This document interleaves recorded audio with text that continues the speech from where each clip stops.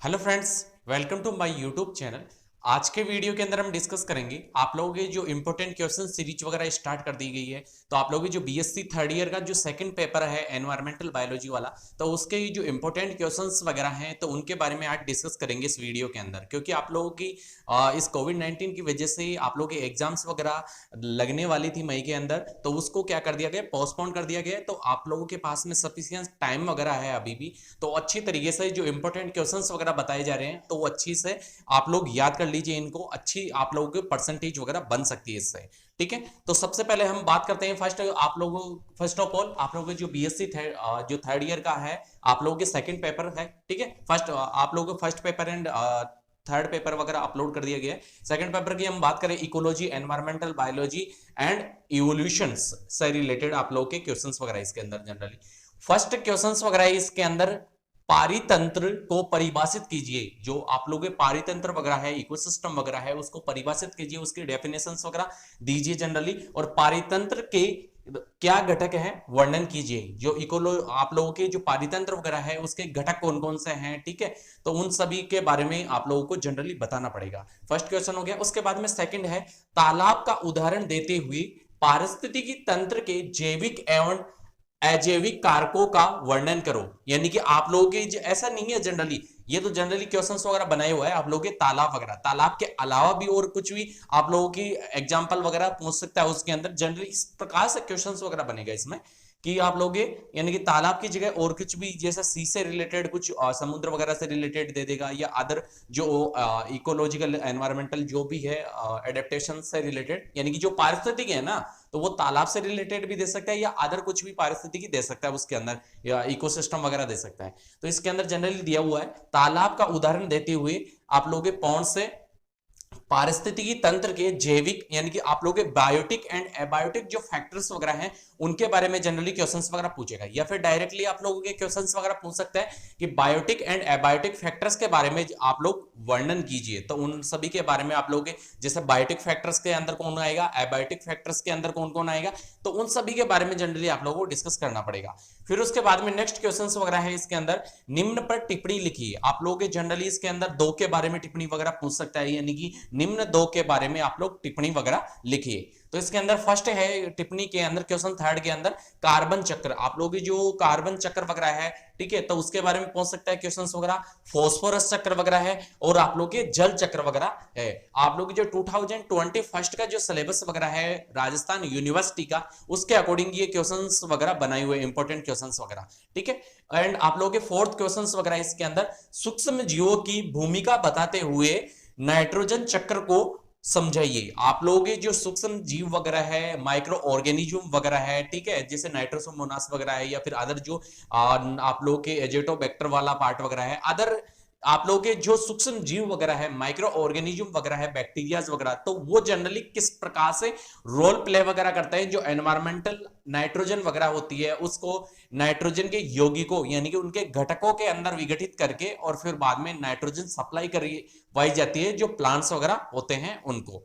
ठीक है, तो उसके बारे में आप लोगों को जो नाइट्रोजन साइकिल वगैरह है तो उसके बारे में समझाना पड़ेगा इसके अंदर जनरली। ठीक है, फिर उसके बाद में नेक्स्ट क्वेश्चंस वगैरह है, अनुक्रमण से क्या अभिप्राय है। यानी कि आप लोगों की अनुक्रमण है तो उससे क्या अभिप्राय है, यानी अनुक्रमण के बारे में जनरली बताना पड़ेगा। फिर उसके बाद में है, विभिन्न प्रकार के अनुक्रमण के बारे में वर्णन कीजिए। आप लोगों के डिफरेंट टाइप्स के अनुक्रमण वगैरह होते हैं, सेल अनुक्रमण होता है आप लोगों के, या फिर अदर जो अनुक्रमण वगैरह होते हैं। ठीक है, तो उन सभी के बारे में आप लोगों को जो एडेप्टेशंस वगैरह हैं, प्राइमरी जो आप लोगों के कौन आकर वहां पे उगेगा, तो वो सारी चीजें, स्पीसीज वगैरह, तो वो सारी चीजें, और लास्ट के अंदर आप लोगों की जो चरम अवस्था जिसे क्लिमेक्स कम्युनिटीज वगैरह कहा जाता है, तो वो किस प्रकार से एडेप्ट वगैरह होगी उस जगह पे, तो अनुक्रमण के बारे में जनरली आप लोगों को बताना पड़ेगा।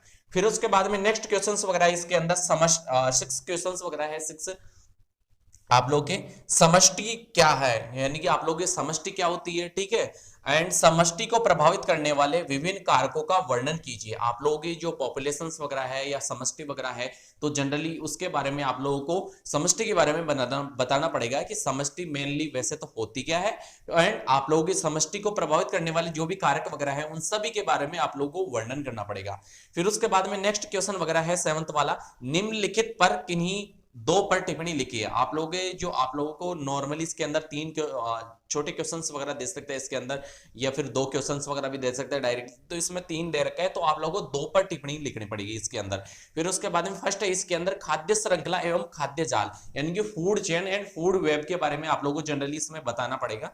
एंड आप लोगों के नेक्स्ट है इसमें सेकंड पारिस्थितिकीय स्तूप, यानी कि जो आप लोगों के पारिस्थितिकीय स्तूप वाला पार्ट वगैरह है, तो वो जनरली उसके बारे में डिटेल से बताना पड़ेगा। नेक्स्ट है जनसांख्यिकी, जनसांख्यिकी के बारे में ये आप लोग हो गया यूनिट फर्स्ट का, आप लोग की जो इंपॉर्टेंट क्वेश्चंस वगैरह है 7 क्वेश्चंस वगैरह है इसके अंदर, ये यूनिट फर्स्ट की बात होगी। आप लोग जनरली 3 यूनिट्स वगैरह हैं, तो तीनों यूनिटों के अंदर जो बड़े क्वेश्चंस वगैरह हैं वो ले रहे हैं। नॉर्मली आप लोगों को फर्स्ट क्वेश्चंस वगैरह होता है, कंपलसरी होता था पहले, लेकिन आप लोगों के अब कंपलसरी वगैरह नहीं है। आप लोगों को जनरली पता है कि इस बार 60% कर दिया गया, यानी कि टोटल जो पेपर वगैरह है उसके अंदर से आप लोगों को ओनली फॉर 60% ही हल करना है उसके अंदर, ठीक है। तो आप लोगों के जैसे 5 क्वेश्चंस वगैरह करने होते हैं जनरली, फर्स्ट क्वेश्चन आता था कंपलसरी, तो कोई कंपलसरी नहीं है, कोई से भी आप लोग 3 क्वेश्चंस वगैरह उसके अंदर करने हैं, यानी कि मतलब यानी कि 60% के अंदर आप लोगों को 3 क्वेश्चन ही करने हैं ओनली फॉर उसके अंदर, ठीक है। आप लोगों को 5 क्वेश्चंस वगैरह करने पड़ते थे पहले, अब आप लोगों को जनरली कितने क्वेश्चंस वगैरह करने पड़ेंगे, 3 क्वेश्चन ही करने हैं, यानी कि उसका 60% ही हल करना है। आप लोगों को जो पेपर है उसका 60% ही हल करना है ओनली फॉर, ठीक है। तो इस चीजों का थोड़ा सा ध्यान रखें। और फर्स्ट यूनिट अपनी कंप्लीट हो चुकी है, तो इसका स्क्रीनशॉट वगैरह ले लीजिए आप लोग। जो छोटे क्वेश्चंस वगैरह है उनका अलग वीडियो बनाएंगे हम लोग, उसके अंदर आप लोग छोटे क्वेश्चंस वगैरह देख लीजिएगा, ठीक है। तो उनका तो विद आंसर वगैरह देखेंगे हम लोग, लेकिन इन जो क्वेश्चंस वगैरह है फर्स्ट यूनिट वगैरह था, तो इसका स्क्रीनशॉट वगैरह ले लीजिए। फिर सेकंड यूनिट की हम बात करते हैं। सेकंड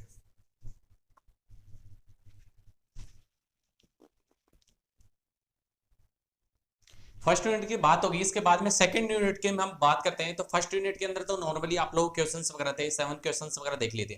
उसके बाद में आप लोग की जो यूनिट नंबर सेकंड वगैरह है, ठीक है, तो उसके बारे में देखते हैं। जनरली इसके अंदर जो फर्स्ट क्वेश्चंस वगैरह है आप लोगों के, तो फर्स्ट क्वेश्चन है इसके अंदर आप लोग के 8 वाला, यानी कि 7 तो उसी में हो गए थे, यानी कि ध्वनि प्रदूषण से आप क्या समझते हैं। ध्वनि प्रदूषण के कारण, प्रभाव तथा नियंत्रण के उपाय पर प्रकाश डालिए। आप लोग जनरली जो आप लोगों की ध्वनि प्रदूषण वगैरह होता है, आप लोगों की गाड़ियों वगैरह के व्हीकल के माध्यम से हो, या फिर बाद में साउंड जो भी होता है, डीजे हो या फिर एवरीवन, जो भी जो ध्वनि के प्रदूषण के जो कारण वगैरह है, तो उन सभी के बारे में चर्चा करनी होगी।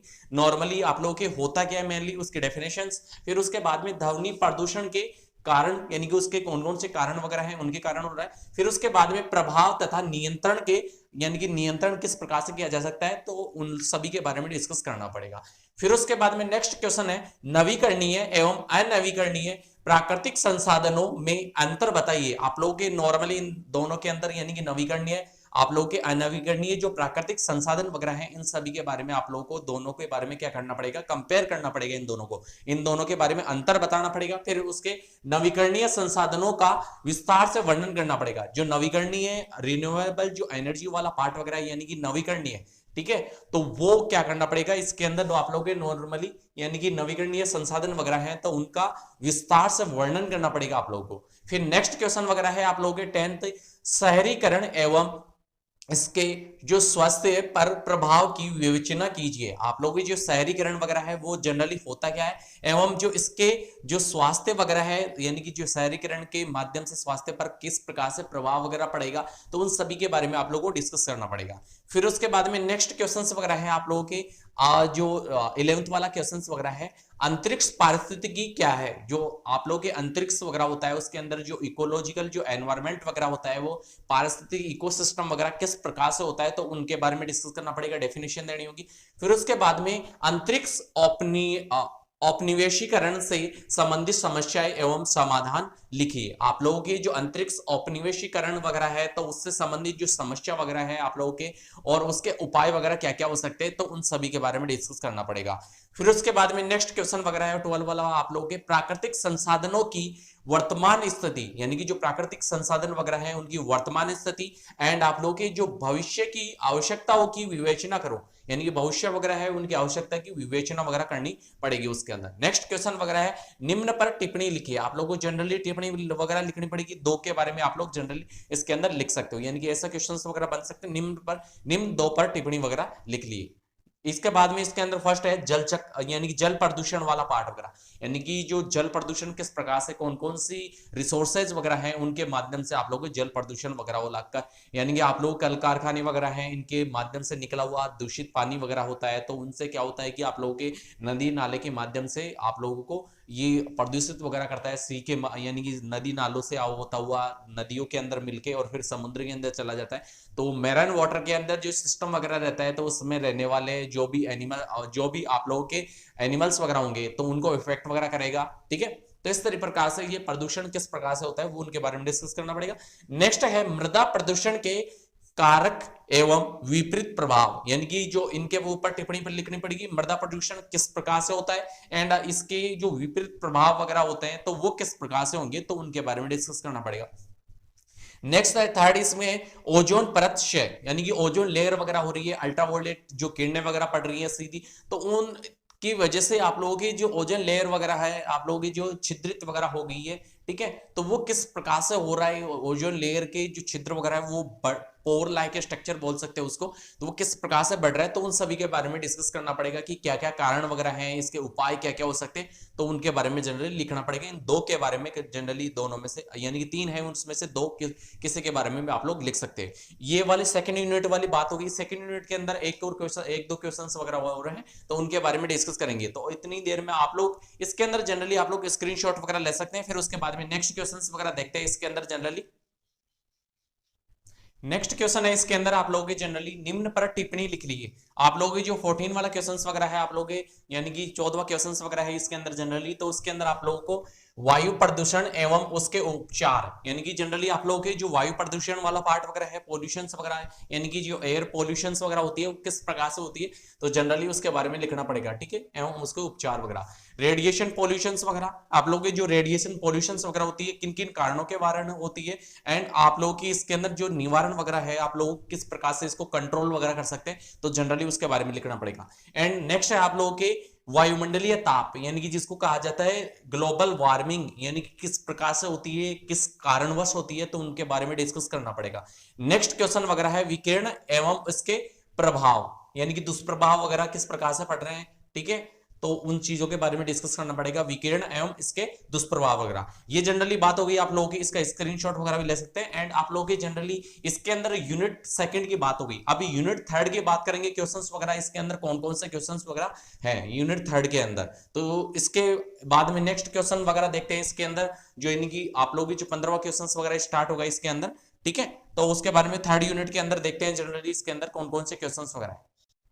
नेक्स्ट थर्ड यूनिट वगैरह है आप लोग की, तो थर्ड यूनिट के अंदर क्वेश्चंस वगैरह हैं आप लोगों के 4 क्वेश्चंस वगैरह हैं इसके अंदर जनरली, ठीक है। तो थर्ड यूनिट आप लोगों के कौन सी वाली है, इवोल्यूशन से रिलेटेड आप लोगों के क्वेश्चंस वगैरह इसके अंदर, आप लोगों के जो लेमार्किज्म वगैरह है या डार्विनिज्म वगैरह है, ठीक है, तो उन सभी के बारे में इसके अंदर आएंगे क्वेश्चंस वगैरह। तो फर्स्ट क्वेश्चन है इसके अंदर आप लोगों के एडेप्टेशंस, ठीक है, तो आप लोगों के जो एडेप्टेशंस वगैरह है, अनुकूलन वगैरह है जिसको कहा जाता है, तो वो आप लोगों के जनरली इसके अंदर देखो 3-4 दे रखे हैं मैंने, तो इसके अंदर किसी के बारे में भी पूछ सकता है आप लोगों को क्वेश्चंस वगैरह, ठीक है।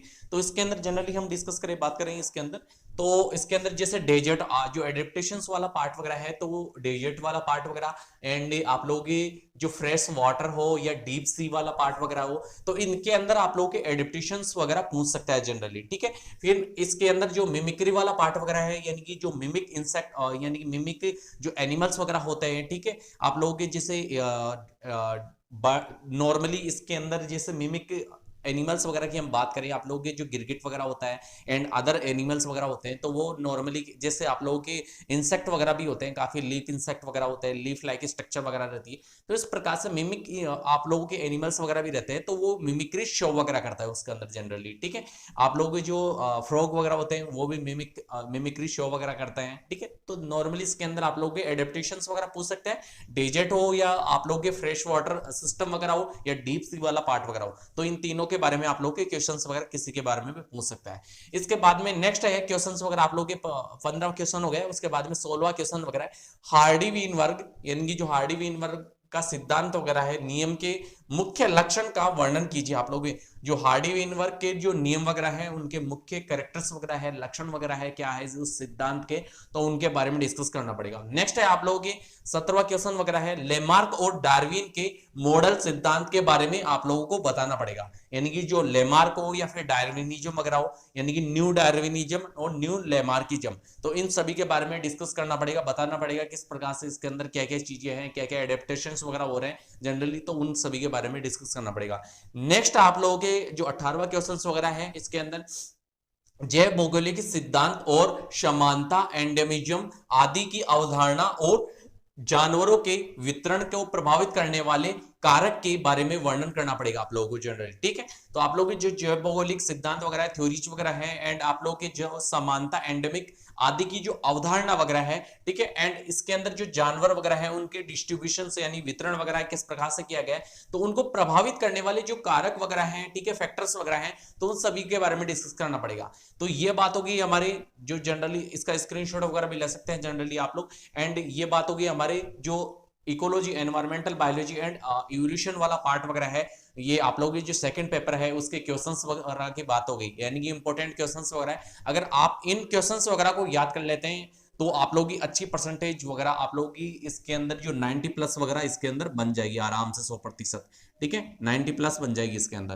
तो आप लोगों को जनरली ऐसा है कि इस जो भी क्वेश्चंस वगैरह बताए हुए हैं उनको अच्छी तरीके से आप लोगों को लर्न करना पड़ेगा, याद करना पड़ेगा। आप लोगों के पास सफिशिएंट टाइम है अभी भी, ठीक है, और अभी तक और इस जो वीडियो वगैरह है उसको शेयर कीजिए आप लोगों के फ्रेंड्स वगैरह, ताकि उन लोगों के लिए भी हेल्पफुल रहे। और अभी तक आप लोगों ने हमारे चैनल को सब्सक्राइब नहीं किया तो सब्सक्राइब करें, लाइक एंड शेयर करें, ताकि आने वाला नोटिफिकेशन आप सभी लोगों को मिलता रहे। So thank you so much everyone.